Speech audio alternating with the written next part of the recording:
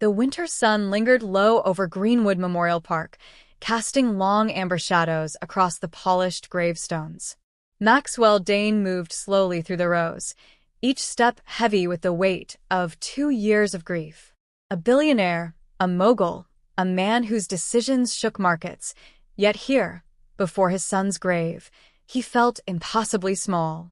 Lucas had been his world, his only child, the only person who ever softened the iron edges of his personality. And now, every year on this date, Maxwell returned alone. But today, he froze before he even reached the headstone. A young black woman was kneeling at Lucas's grave, tears streaming down her face. Beside her stood a little girl holding her hand, no more than 4 or 5, wide-eyed and solemn, staring at the tombstone as though she understood more than a child should. No one visited Lucas. No one but him. So who were they? The little girl was the first to notice him. "Mama, someone's here." The woman snapped her head up. Her eyes, soft but filled with grief, met Maxwell's. She scrambled to her feet. "I'm sorry," she said quickly. "We didn't mean to intrude." "It's a public cemetery," Maxwell replied, voice tight. "How do you know my son?" Fear flickered across her face. "My name is Amara," she said quietly. "And this is my daughter, Leah." Maxwell nodded, waiting. Lucas meant a lot to us. His throat tightened. And how exactly did he mean a lot? The little girl peeked out at him. Something about her eyes struck him. Something familiar. Something unbearably intimate. Then Amara whispered, "Lucas is Leah's father." Maxwell felt the ground tilt beneath him. The little girl stepped forward, gripping her mother's hand. "Did you love Lucas?" He knelt slowly, voice barely holding. "Yes, more than anything." "And he loved us," Amara whispered. "But you didn't know." And just like that, Maxwell's world began to unravel. Maxwell stood frozen, staring at the little girl who looked far too much like Lucas. Same eyes, same serious expression, same way of tilting her head. "No, it couldn't be." "Why didn't Lucas tell me?" His voice cracked. Amara lowered her gaze. "He said he didn't want to disappoint you." Maxwell blinked in shock. "Disappoint me? By what? Loving someone?" Amara exhaled shakily. "Loving me wasn't the problem. Loving me while he was supposed to take over your empire, that was." Maxwell felt the words cut deeper than he expected. Lucas had always been quiet, always hiding pieces of himself. But a child? A whole daughter? "And you're certain?" he asked. Amara nodded. "Lucas and I met during his volunteer months at the community center. We didn't plan any of it. He found out I was pregnant just weeks before the accident." Maxwell took a step back, struggling for breath. Leah tugged her mother's sleeve. "Mama, is he mad?" Amara knelt and hugged her gently. "No, baby. He's just surprised." But the little girl wasn't convinced. She watched Maxwell with a curious mix of fear and hope. He forced himself to speak. "Why did you come today?" "Because today is the anniversary," Amara whispered. "And because Leah deserves to know who her father was." Her voice shook. "I didn't come to ask you for anything. Not money. Not recognition. Nothing. I only wanted my daughter to say goodbye." Maxwell's chest tightened painfully. "Goodbye." He wasn't ready for goodbye, not again. "Please," Amara murmured, turning away. "We'll leave you alone." Maxwell reached out before he could think. "Wait." She turned, startled. "Don't leave," he said softly. "Not yet. I want to know her. I want to know everything." Amara hesitated. Leah smiled. And for the first time in 2 years, Maxwell felt something he thought he'd buried forever. Hope. For a long moment, the three of them stood in an uneasy triangle. Maxwell, Amara, and little Leah, surrounded by silent gravestones and drifting winter air. Maxwell's heart beat unevenly. He had come expecting loneliness, a ritual of grief he dreaded yet couldn't abandon. Instead, he found something else. Something unbelievable. "Can we sit?" Maxwell asked softly. Amara hesitated, then nodded. She helped Leah settle on the stone bench beside the grave. Maxwell sat opposite them, unable to tear his eyes from the child. Leah swung her legs, boots scuffing lightly against the edge. "Are you really Lucas's daddy's daddy?" she asked. The question stunned him into a laugh he hadn't felt in years. "Yes," he said. "I'm his father." "So, that makes you my grandpa?" Amara stiffened. "Leah." Maxwell raised a gentle hand. "It's okay." Her innocence hit him like a soft blow. He swallowed. "If you want me to be, then yes." Leah smiled, small but bright, like the sun peeking out after endless rain. Amara looked away, blinking hard. Maxwell watched her, unsure what to say, unsure how to bridge the 2 years of secrets that lay between them. "Tell me about Lucas," he said finally. "Tell me what I never knew." Amara's breath trembled. "He was kind. That's the first thing I remember. Not kind because he wanted something. Just kind." She told him about the day Lucas volunteered at the community center, painting murals and sorting food donations with rolled-up sleeves and messy hair. He had been quiet, awkward even, but he listened intensely when she spoke. He made small jokes. He stayed late to help her clean up. And he kept coming back, not for recognition, but because he needed a place where he didn't have to be the billionaire's heir. He felt free there, she whispered. Free to be Lucas, not Lucas Dane. Maxwell looked down at his hands, guilt gnawing through him like acid. "He never told me any of this." "He was scared of disappointing you," Amara said softly. "He said you had a plan for him, and he didn't want to ruin it." Maxwell closed his eyes. A plan. Yes, he had a plan for Lucas. Take over the company, expand their empire, become the man Maxwell was proud to pass the world to. But in doing so, had he crushed the son he claimed to love? Leah wiggled forward. "Mommy drew pictures Daddy made for me. Want to see?" Maxwell blinked. "Lucas made drawings?" Leah nodded excitedly. "He drew animals. And me as a baby. And Mommy. And he wrote letters too." Amara's breath caught. "Leah." The girl was already digging into her tiny backpack. She pulled out a folded bundle of papers tied with a pink ribbon. Amara touched her daughter's hand. "We should show them later." But Leah shook her head. "No. Now." "He's Daddy's daddy." She handed the bundle to Maxwell. His fingers shook as he untied the ribbon. Inside were drawings, simple, messy, beautiful drawings. Lucas had drawn Amara smiling. Lucas holding a newborn. Lucas sitting under a tree with a toddler on his shoulders.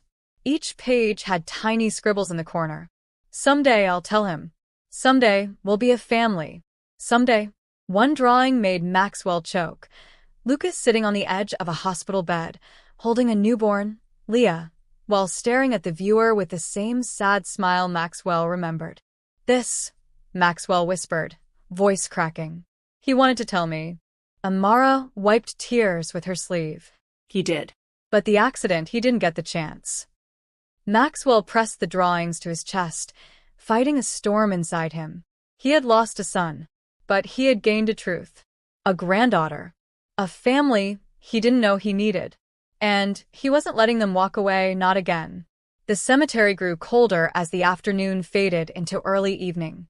The shadows stretched longer, and the wind picked up, rustling dried leaves across Lucas's headstone. Still, Maxwell could not leave. Not yet.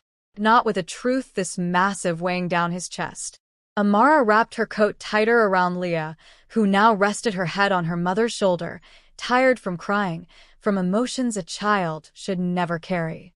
Maxwell stared at them, a storm of responsibility, guilt, and something unfamiliar twisting inside him. "Where do you live?" he asked softly. Amara stiffened. "Why?" "I want to help," Maxwell said. "I want to know where my granddaughter lives." Her jaw tightened. "We don't need anything." Maxwell blinked, genuinely taken aback. "I didn't say you did." But he understood. He saw the fear behind her eyes, fear of being judged, displaced, accused of some ulterior motive. The world had taught her to be wary. And being connected to a billionaire? That could destroy or save a life, depending on who wielded the power. Amara lifted her chin. With all due respect, Mr. Dane, I've raised Leah alone from the moment she was born. I've worked 2 jobs. I never ask Lucas for money, and I'm not asking you. Maxwell's chest ached.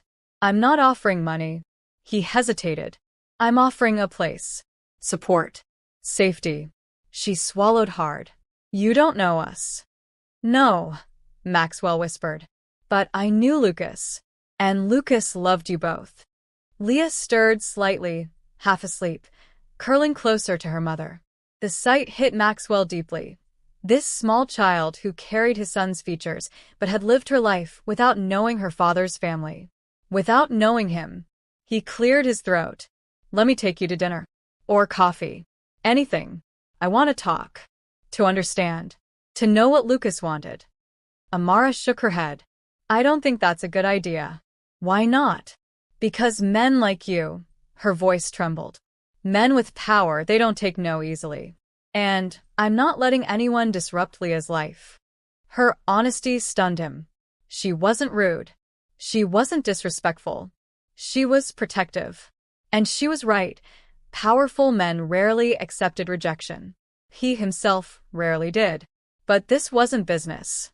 This wasn't negotiation. This wasn't control. This was family. You're right, Maxwell admitted quietly. I'm used to getting what I want. And right now, I want to know the little girl who carries my son's blood. Amara's eyes softened. Just a fraction. Please, Maxwell whispered, voice trembling. Just give me a chance. Amara hesitated for a long, painful moment. Her eyes darted to the drawings still clutched in his hands.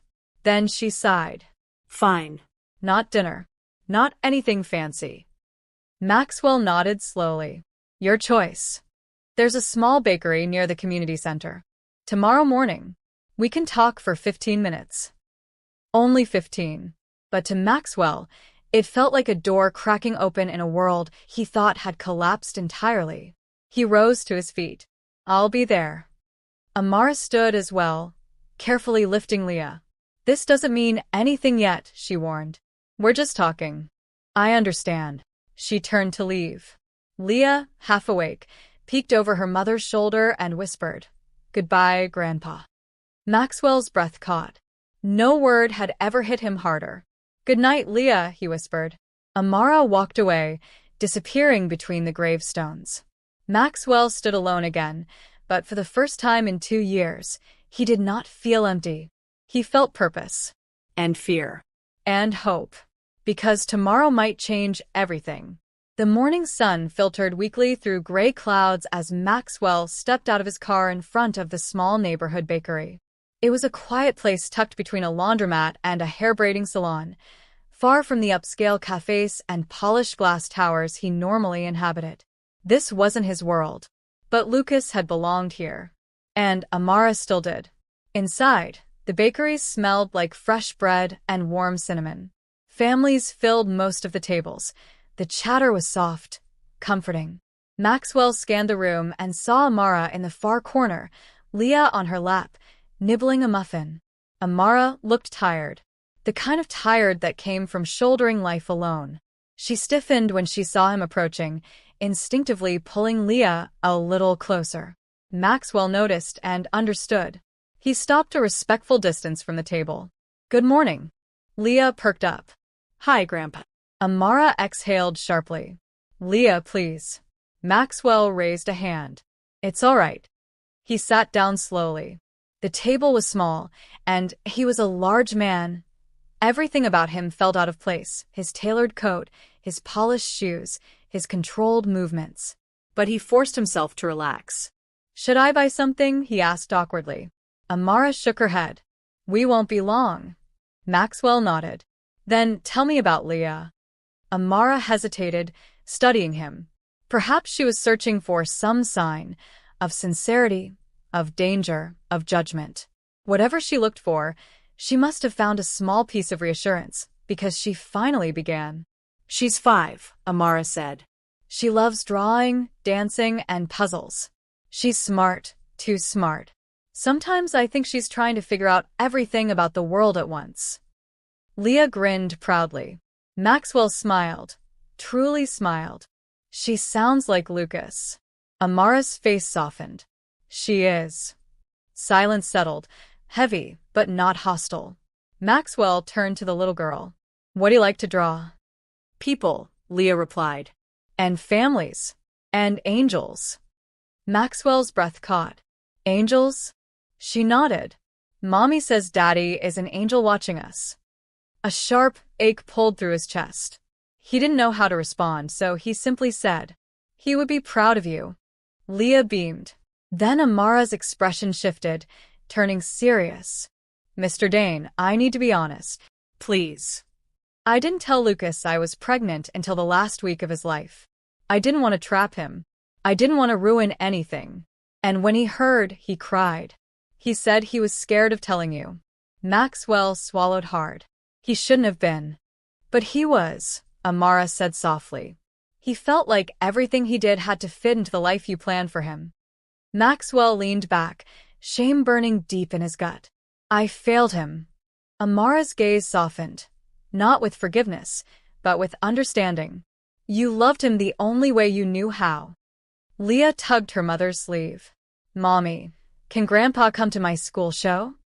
Amara froze, horrified. Leah. But Maxwell's face crumpled at the question.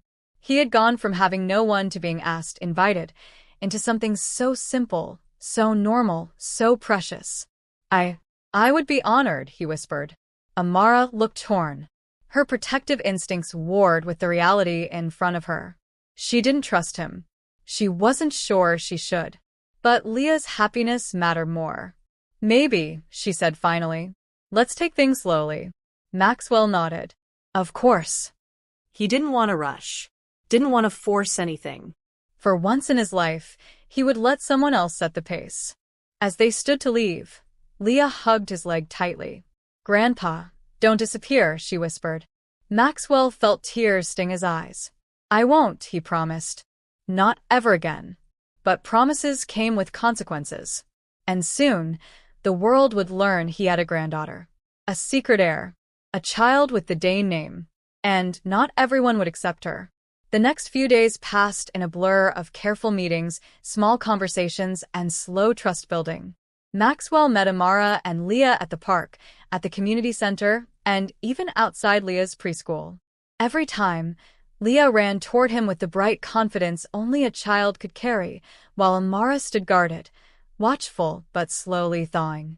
Maxwell found himself rearranging board meetings, skipping investor calls, even pushing back a press conference. His assistant had never seen him prioritize anything so fiercely. Word began to spread. But the real storm hit when someone snapped a photo. Maxwell sitting on a park bench, Leah on his lap feeding pigeons, Amara standing beside them with a cautious smile. The image went viral within hours. By the next morning, Maxwell's mansion buzzed with chaos.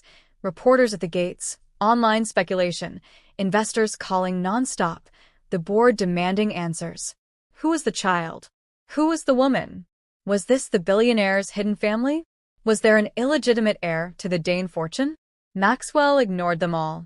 But someone he couldn't ignore arrived unannounced. Victoria Hale. Corporate shark. Longtime business partner. A woman who believed in power, legacy, and control more than anything else. She stormed into his office without knocking.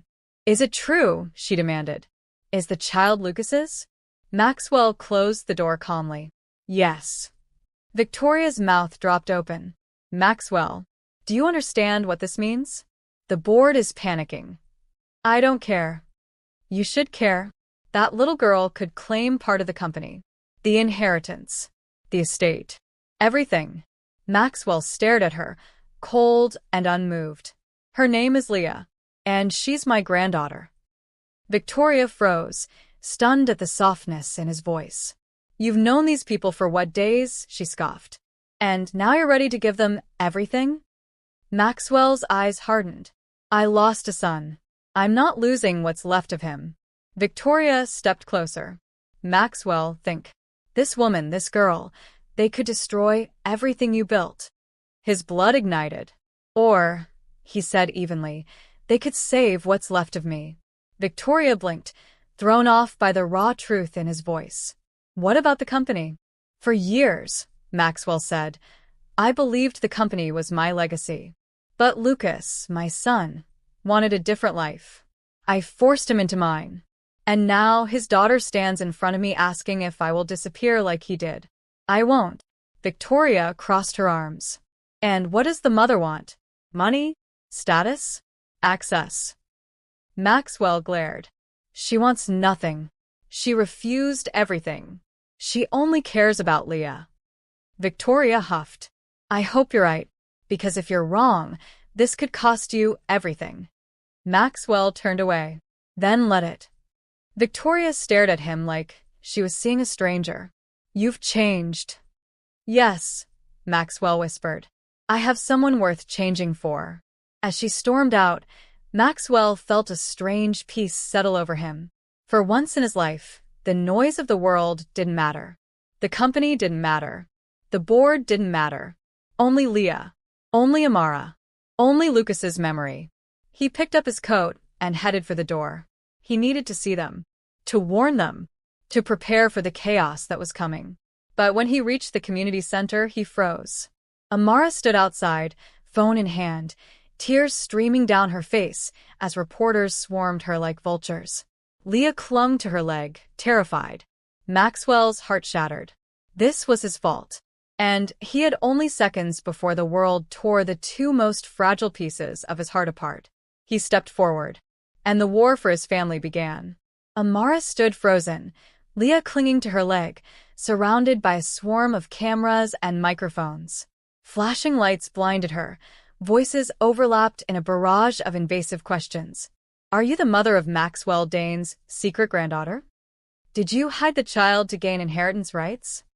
Is the billionaire being blackmailed? Is the child truly Lucas Dane's? Leah whimpered, burying her face into her mother's coat. Amara tried shielding her, but there were too many people, too many hungry eyes, too many assumptions. Please, Amara begged, voice trembling. My daughter is scared. Leave us alone. They didn't listen. Then a deep, commanding voice cut through the chaos. That's enough. The crowd parted as Maxwell stepped forward, his presence towering, cold, and furious.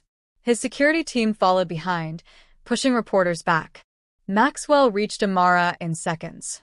Are you both okay? He asked, voice soft but trembling with guilt. No, Amara whispered. We're not. Her eyes held betrayal. Fear. Anger. And Maxwell knew he deserved every bit of it. This wasn't supposed to happen, he said urgently. I didn't tell anyone. Someone must have. It doesn't matter who, Amara snapped. You brought this into our lives the moment you stepped into them. He felt the words like a blow to the chest. But she wasn't wrong. Security guided them into Maxwell's car. Leah climbed into his lap, sobbing uncontrollably, terrified, overwhelmed. Amara sat beside them, holding her daughter, while glaring at Maxwell from across the seat. They drove in silence, tension filling the air. Maxwell's mansion gates closed behind them, locking out the noise. Inside, the house felt cold and massive, far too big for one man, far too intimidating for a frightened child. Amara stepped inside hesitantly, holding Leah tightly. I don't want to be here, she muttered. You're safe here, Maxwell insisted. Just until things calm down. Amara spun around. Calm down? Maxwell, reporters chased us through the street. They called my daughter illegitimate. They said I trapped Lucas. You don't know what this feels like. Maxwell stepped back, hands raised. You're right. I don't. But I'm trying. Trying is not enough. Amara cried. Tears streamed down her face now, uncontrollable. My whole life, I've stayed out of the spotlight. I've kept Leah out of danger. And in 1 week, everything collapsed. Leah lifted her head. Mommy, are we in trouble? Amara's voice broke. No, baby. Mommy's just scared. Maxwell knelt beside them. Leah, you're not in trouble. I promise. Leah rubbed her eyes. Why do they hate us? The question sliced through Maxwell so violently he felt winded. They don't hate you, he whispered. They just don't understand. But I do. Amara looked at him then, really looked. She saw the pain, the guilt, the desperation to fix what he had broken. And I'll protect you, Maxwell continued softly. Both of you, whatever it takes. Amara shook her head slowly. You still don't get it. This isn't about money or power or protection. It's about what the world does to black women like me. What they say about children like Leah. You can't control that, Maxwell. You can't buy your way out of racism or cruelty. Maxwell swallowed hard. Maybe I can't change the world, but I won't let the world hurt you. Silence. Heavy. Tense. Grieving. Leah crawled into Maxwell's lap again, seeking comfort. Grandpa, she whispered. Don't let them take me. Maxwell held her gently, his arms trembling. No one, he vowed, will take you from me. Amara watched them, torn between fear and the undeniable bond forming before her eyes. She wiped her tears. So what now? Maxwell stood slowly. Now, he said, we fight back. Maxwell sat in his study long after Amara and Leah had gone to sleep in the guest rooms. The house was silent, too silent. The kind of silence that magnified guilt, regret, and memories he had spent years trying to bury under wealth and work. He stared at the old wooden box he had taken from his son's untouched room. It was covered in dust, the edges worn. His hands trembled before he even opened it. Inside were childhood photos, medals, and a single sealed envelope with his name written in Jordan's familiar handwriting. Dad. The word stabbed him before he even unfolded the paper. He hadn't been ready to read this letter years ago. But tonight, after meeting Leah, who looked so heartbreakingly like Jordan at that age, he knew he had to face the past he had abandoned. He inhaled deeply and opened the letter. Dad, if you're reading this, it means I'm not around anymore. And I know you probably blame yourself. But please don't. We both made mistakes. Maxwell's throat tightened. I spent so many years angry at you. Angry that you chose your company over me. Angry that you missed birthdays, school plays, and moments that mattered. The words crushed him. But as I got older, I realized something. You didn't know how to be a father. You only knew how to be a provider. And maybe that was your way of loving me. Maxwell pressed the letter to his forehead, fighting for air. I wish we had more time. I wish I could show you the man I became. I wish you could meet the woman I love. She's strong, Dad, stronger than both of us. And she loves deeply.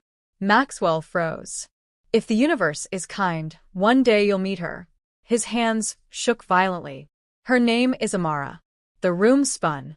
If she ever crosses your path, treat her well. She deserves everything good in this world. His heart pounded as he turned the page. And, Dad, if she ever has a child, please, don't abandon them the way you abandoned me. Tears fell freely, raw, uncontrollable, painful. Love, Jordan. Maxwell covered his face and sobbed like a man breaking apart from the inside. Everything made sense now. Amara's fear, her loneliness, her tears at the grave. She had carried Jordan's memory alone.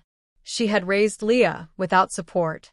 She had survived heartbreak, poverty, and grief that should never have been hers alone to bear. He stood abruptly and rushed to the guest hallway. He paused outside the room where Leah slept, listening to her tiny breaths through the door. The child he never knew existed until hours ago. The child his son had wanted him to protect, without ever meeting her. He wiped his tears and quietly stepped into Amara's room. She wasn't asleep. She sat by the window, staring out into the night, her shoulders trembling. When she heard him, she quickly wiped her face, trying to appear composed. Mr. Maxwell. I'm sorry. I didn't mean to wake. He shook his head. No. I need to talk to you. She swallowed nervously. Is everything okay? Maxwell sat across from her, the letter trembling in his hands. I read it, he whispered. Amara froze. Her lips parted, but no sound came out. He loved you, Maxwell continued softly. More than anything. Her eyes filled instantly. And Leah, his voice cracked. He wanted me to protect her. Amara broke. A single sob escaped her before she covered her mouth. Maxwell leaned forward, his voice shaking. I failed my son, but I will not fail his daughter. Or you. Amara's tears fell freely. Why are you doing this for us? Because, he whispered, Jordan asked me to. And because I should have been here a long time ago. They sat in silence, two grieving hearts finally facing the truth that connected them. Outside, dawn approached, painting the windows with a soft golden glow. It felt like the beginning of something new. Something Jordan had hoped for. Something Maxwell intended to protect with everything he had left. The next morning, Maxwell awoke before dawn, the city lights still twinkling through the massive windows of his penthouse. He felt the weight of the previous night, Jordan's letter, the viral media storm, and most of all, the faces of Amara and Leah pressed into his memory. He couldn't rest. He couldn't wait. He had to act. He called his assistant, skipping the usual corporate pleasantries. Cancel all meetings for the next week, he said. I have personal business. Within the hour, he was in his car, driving through the quiet streets of the neighborhood where Amara lived. The bakery, the playground, the community center, they were all ordinary places that now carried extraordinary significance. He parked outside Amara's modest apartment building and took a deep breath. He wasn't here to assert wealth or power. He wasn't here to apologize superficially.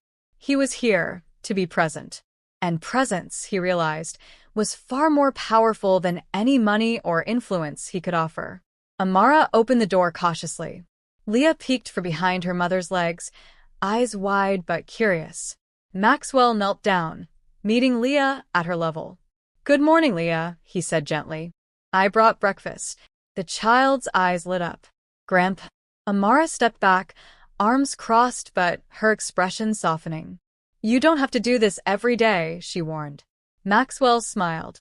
I want to. I'm not going anywhere. Leah grabbed his hand and tugged him inside, chattering about the drawings she had made, the songs she had sung, the stories she had imagined. Maxwell listened intently, laughing when she giggled and marveling at how much of Lucas lived in her. Each detail felt like a fragile thread connecting the past he lost with the future he now had the chance to nurture. Amara watched, quiet but wary. She still didn't fully trust him, but she could see it, the sincerity in his eyes, the softness in his voice, the way he genuinely wanted to be part of their lives without demanding anything in return. By the afternoon, Maxwell had helped Leah with her puzzles, fixed a loose door hinge in the apartment, and even managed to calm a minor tantrum without losing his composure. Amara couldn't help noticing that he moved differently around Leah than he ever did around the boardroom or investors. He was patient, attentive, and endlessly careful. Finally, when the little girl napped, Maxwell and Amara sat together in the kitchen, cups of tea steaming in their hands. I need to ask you something, Maxwell began, voice low. I know I can't undo the past. I know the world has made things difficult for you and Leah, but can I be part of your lives? Really part? Not because I'm rich or because I lost a son, but because I want to be a grandfather. Amara looked at him, searching. She saw remorse. She saw truth. She saw a man willing to change, willing to fight not for himself, but for the two people who mattered most. I don't know, she admitted. Trust isn't given lightly, Maxwell. You lost my respect once. I can't forget that. I understand, he said softly. I only ask for a chance. The corners of Amara's lips twitched into the hint of a smile. It was fragile, but real. Leah stirred upstairs, and Amara looked toward the nursery with a sigh. Okay, she said quietly. One chance. But it's not for you. It's for Leah. Maxwell nodded. Fair enough. And I'll earn it. Every day. For the first time in years, a sense of hope and purpose settled over him. He had come to the grave to mourn a loss, but he was leaving with a chance to reclaim a family. The rebuilding wouldn't be easy. There would be challenges, whispers, and skepticism from the outside world. But inside, surrounded by the warmth of a mother and child he had finally met, Maxwell realized something profound. Some things were worth every risk. Some chances were worth every fear. And this little family was worth everything. Months passed since the cemetery encounter and the viral exposure. Slowly, painfully, life began to settle into a new rhythm. Maxwell no longer lived in the hollow of grief alone. He had a mission, a purpose that extended beyond business empires and cold boardrooms. His life now revolved around Amara and Leah, the living reminders of the son he had lost but could honor in ways he had never imagined. Maxwell attended parent-teacher meetings, baking days, and playground afternoons. Leah's laughter became the soundtrack to his days, light, pure, unshakable. Her little hand in his felt like a tether to life itself, a reminder that family wasn't measured by blood alone, but by love, commitment, and presence. Amara, initially cautious and guarded, gradually allowed him into her life, not as a savior or benefactor, but as a man willing to listen, willing to show up, and willing to respect the boundaries she had fought so hard to maintain. She was astounded by how Maxwell had transformed. He wasn't just a billionaire anymore. He was a man humbled by grief, softened by responsibility, and motivated by love. The media eventually lost interest in the viral story of Maxwell Dane's secret granddaughter. Perhaps because the scandal was never scandalous, Amara never sought wealth or power, and Maxwell never exploited it. Slowly, the world outside moved on, but inside their small bubble, a quiet, genuine family blossomed. One crisp Saturday morning, they went to Greenwood Memorial Park, not for grief this time, but for remembrance. Maxwell, Amara, and Leah walked together to Lucas's grave, hand in hand. Maxwell knelt, gently placing fresh flowers atop the headstone, and Leah followed, placing her small bouquet beside his. Amara stood quietly, watching, feeling the profound connection between father, daughter, and the granddaughter she had fought to protect. "He would have loved this," Maxwell whispered to Amara. "He already does," she replied softly, her hand brushing his. Leah tilted her head and looked up at him. "Grandpa, do you think Lucas is watching us?" Maxwell smiled, choking back emotion. "Every day. And he'd be proud of all of us." They lingered for a while, the three of them together, grief acknowledged but no longer consuming them. It had transformed into love, into presence, into connection. Maxwell realized that life's greatest fortune wasn't measured in billions or assets. It was measured in trust, in laughter, in the quiet, unshakable bond of family.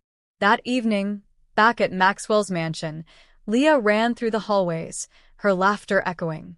Amara watched him help her, guiding her gently, and for the first time, she felt something she hadn't allowed herself in years: peace.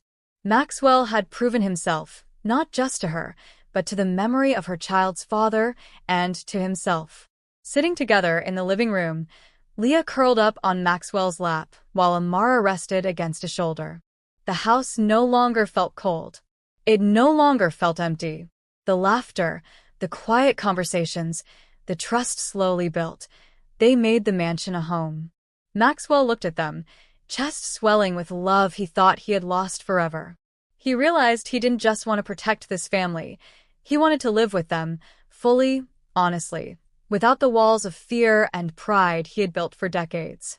"I promise," he whispered softly, almost to himself, "I will never let you go. Not Leah. Not Amara. Not the memory of Lucas. We're together now. Always." Leah lifted her head, eyes sparkling. "Grandpa." "Yes, baby? Forever." Maxwell smiled, hugging her tightly. "Forever." Outside, the sunset painted the sky in hues of gold and crimson. Inside, laughter, love, and healing filled the space once haunted by loss. Maxwell had come to a grave to mourn. He left with a family, a second chance, and the beginning of forever. And for the first time in a long time, he truly felt home.